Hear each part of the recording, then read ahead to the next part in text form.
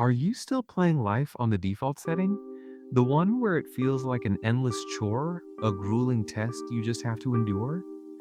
What if you could click one button, change your entire perspective, and unlock your life as a limitless, open world game you get to play for joy?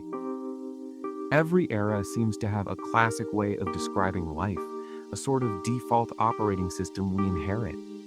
Think about it. For hundreds of years, the prevailing wisdom often painted life as something we have to endure.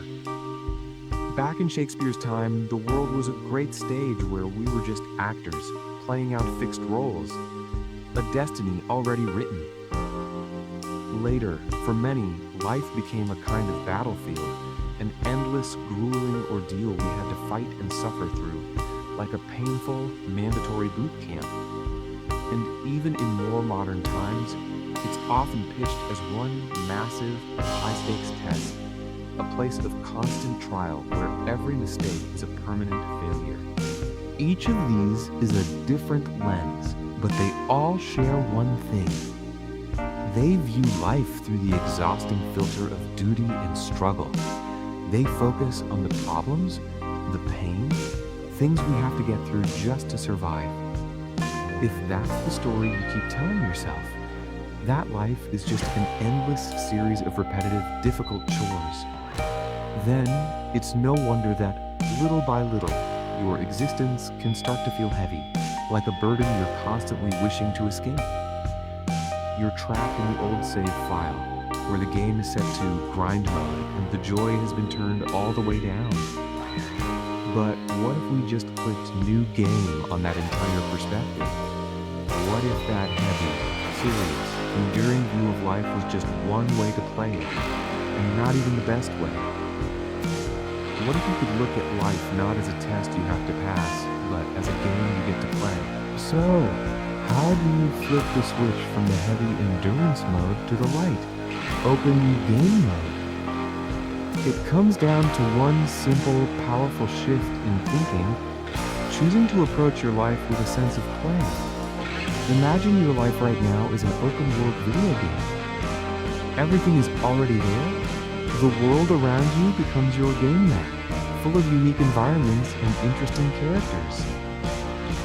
Whatever challenges you're facing, that tough exam, the job search, the difficult relationship, are no longer just problems.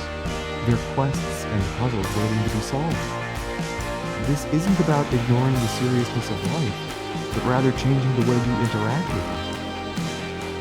Think of the difference between how two people might play an immersive, futuristic video game like Roy. The one Rick and Morty play. One person like Morty plays it safe.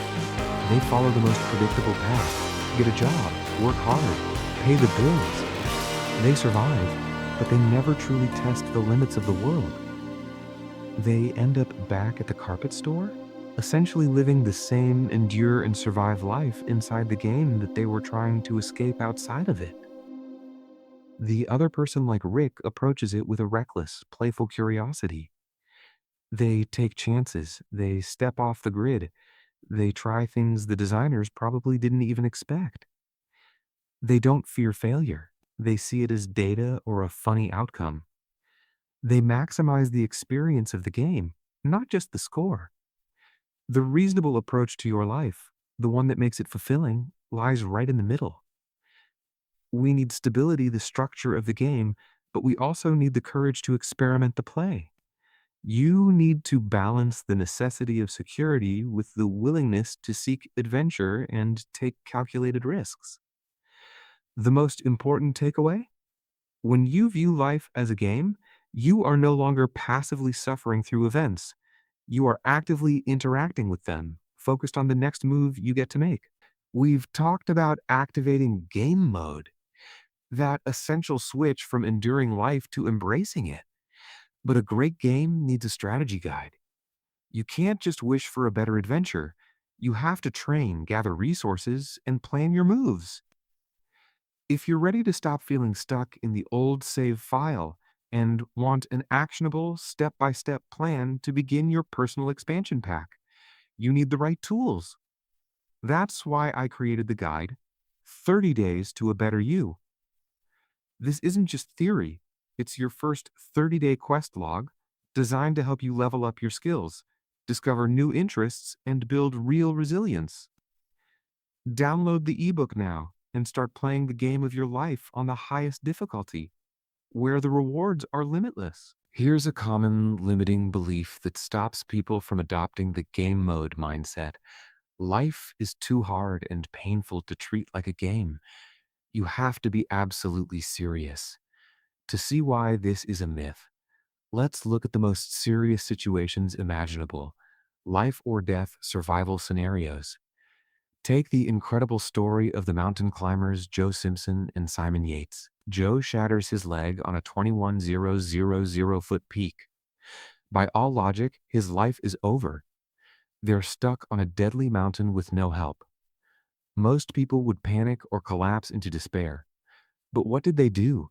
They survived by turning their impossible descent into a puzzle or a game. They focused all their attention not on the vast, terrifying scope of the mountain, but on the very next meticulous step. How do we tie the ropes? How do we get down to the next ledge? Joe focused only on the pattern of movements he had to repeat with his broken body. This shift in mindset, from seeing an overwhelming disaster to focusing on a solvable pattern, was what saved them.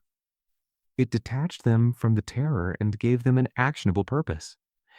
As one survival expert noted, the best survivors don't waste time drowning in negativity. They are constantly looking for a way to turn the horrifying situation into a game because it keeps them focused on the next step.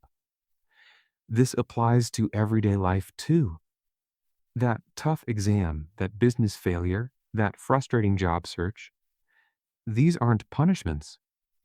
They are boss battles and adversity quests that reward you with XP experience points and unlock new skills in your personal skill tree. We need challenge. If you played Tetris and every block was the same long line that filled the whole screen, you'd win every time, but you'd never play it again. The victory would feel hollow. We are literally hardwired, as Alan Watts suggested, to dream up challenges for ourselves because solving complex problems is how we grow. Obstacles are a necessary part of every game worth playing. They aren't there to make you miserable.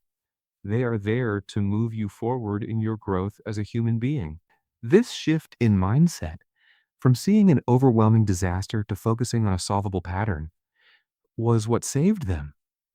It detached them from the terror and gave them an actionable purpose. As one survival expert noted, the best survivors don't waste time drowning in negativity. They are constantly looking for a way to turn the horrifying situation into a game because it keeps them focused on the next step. This applies to everyday life too. That tough exam, that business failure, that frustrating job search, these aren't punishments.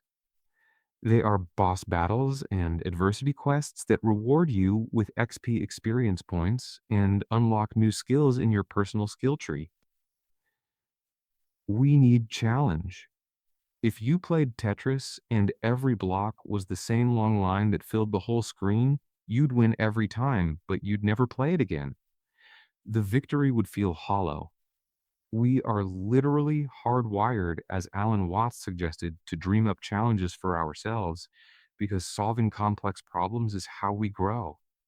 Obstacles are a necessary part of every game worth playing. They aren't there to make you miserable. They are there to move you forward in your growth as a human being. You want to start that business?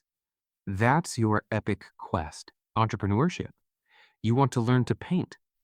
That's your skill quest, artistic mastery. You want to ask out that attractive stranger?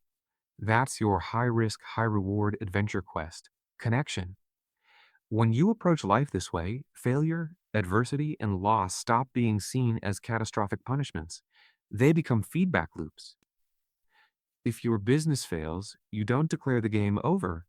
You look at the feedback, level up your business acumen skill, and start a new, wiser attempt. If you fall short on a goal, you realize you need to grind for more XP in that area. The most intense moments in the game of life are those on the edge of your limits when you genuinely aren't sure if you'll succeed or not.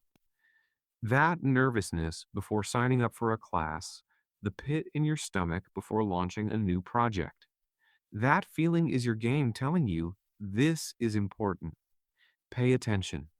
This is where the universe offers its most powerful lessons.